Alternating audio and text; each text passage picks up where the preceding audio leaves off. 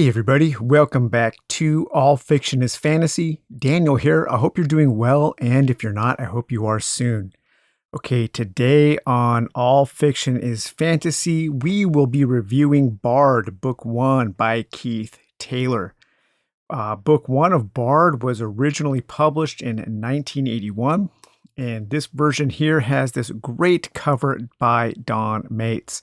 I really do like this artwork a lot, and it drew me into the book. I have books 2, 3, and 4 here as well, and each one of these also has a pretty great cover by Don Mates. Mates' art was very cartoony, but I think it had a great style, and it fits with the kind of theme of Bard, with the kind of the characterization of Bard here. So Bard, the novel, it's told in 5 parts, and 4 of the 5 parts read like standalone short stories, which is common for the sword and sorcery novel. This was most likely a fix-up where the author with Keith Taylor takes a series of short stories and combines them together to be a novel, much like Moorcock did with the Elric books. Bard mixes in quite a few historical elements with its sword and sorcery conventions and tropes, as it deals with the kingdoms of Great Britain, the Romans, the Druids, and the Jutes. So if you like a bit of historical realism to ground your works of fantasy, you might like how Taylor handles that here. Okay, so let's read the synopsis here. The wilderness of oak, ash, and thorn that men call the Forest of Andred existed long before the Saxons entered Britain, or Caesar's legions pressed against the Kentish resistance, and even before the first iron-using Celts set foot on the island. Here lived the clan of Mandrake, the strange gnarled vegetable folk. Here trod the unicorn, with blue vapor curling softly from nostrils, soft as a woman's breast, and dainty, precise hooves lethal as maces. Here were the sacred groves, long abandoned, where druids once fed the trees with human blood. Through this forest of sorcery and society governed by the sword travels Philemid MacFall, Bard of Erin, descendant of druids and of the Tathua de Duan, the ancient fairy race of Ireland, armed with only his harp and the fierce magical power of his poetry. Bard. However, he is also armed with a really kick-ass sword, and I'm not sure why his sword isn't mentioned on the back of the book, especially since the longest story, the third story in Bard, is all about him tracking down his sword, which has been stolen. So Bard is all about a bard named Philemid MacFall and his journey to escape the pursuit of a vengeful king and make it back to his druidic homeland. Along the way, Philemid joins forces with a number of companions, both male and female, and faces off against wizards, barbarians, witches, and even a werewolf. Like a lot of sword and sorcery fiction, there isn't really a larger plot other than Philemid's struggle to survive, to live on for another day, for another chance of adventure, for another encounter with a lovely lady. This is a hallmark of the genre, and Taylor handles that with skill. Also, like a lot of sword and sorcery stories, the stories in Bard are better when Philemid, the protagonist, is working with another equal partner. Elric is always best when he's teamed up with someone like Moonglum or Rakir the Red Archer. Fafhrd and Grey Mouser are always at their best when they're paired together. Philemid is at his best when he's paired with Regan, a female companion and lover.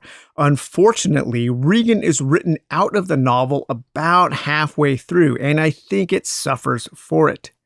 I really like Philemid when he's interacting with the fairer sex. He's not a womanizer, but he does enjoy the company of women. However, Taylor portrays his female characters really well. They are strong, often in charge of their own sexuality and desires, and they take advantage of Philemid as much as he might them. The second story in the book is by far the best, and it is a perfect example of sword and sorcery fiction. It is called The Forest of Andred. In this story, Philemid and Regan have escaped capture together, and they are on the run. They hide in a forest, they become sick, and are saved by a mysterious sorcerer who possesses a very specific kind of magical power.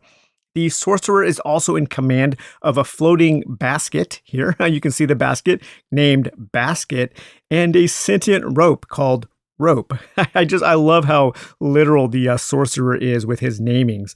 The sorcerer probably isn't who he says he is. The three soon come face to face with a group of these kind of interdimensional hunters, and Philemid and Regan find themselves betrayed, and they must fight for their lives and survival. The story combines elements of hunting magical beasts, powerful and magical creatures, a sentient horse, sorcery, and swordplay. It's full of swashbuckling adventure, creative situations, snappy dialogue, and heroism.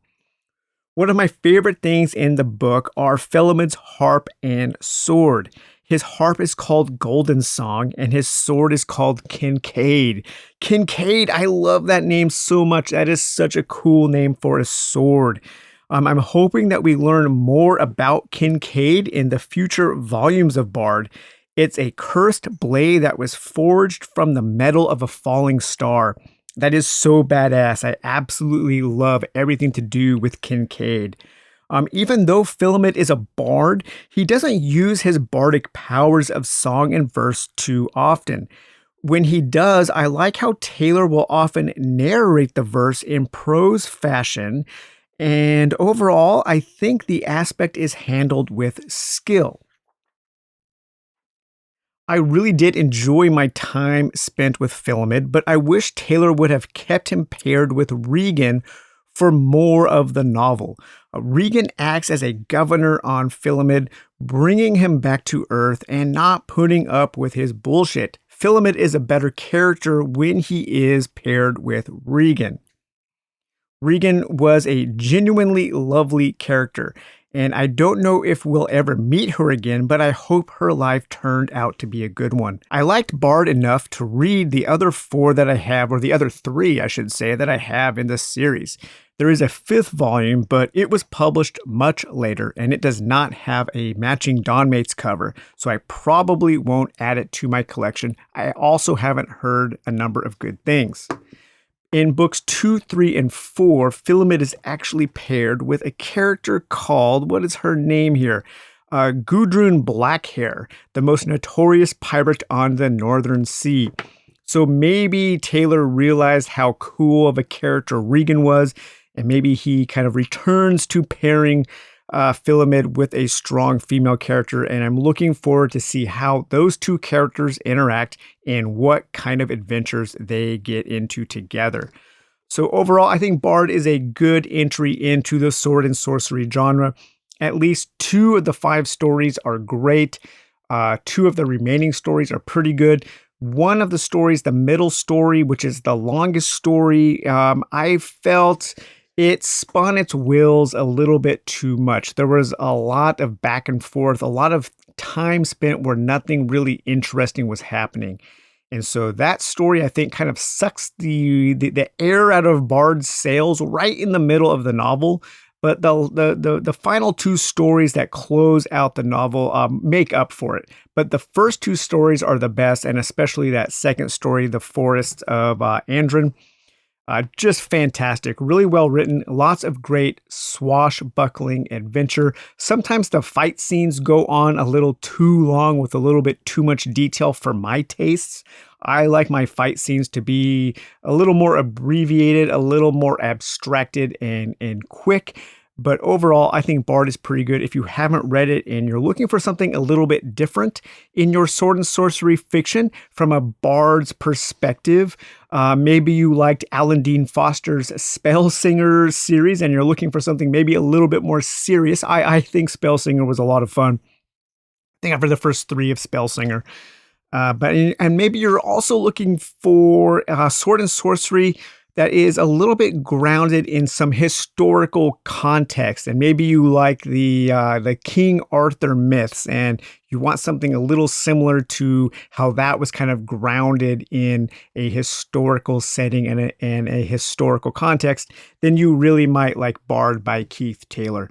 So, all right, you guys. Well, I hope you enjoyed this review of Bard Book 1 from Keith Taylor, and we will talk to you later. Bye bye.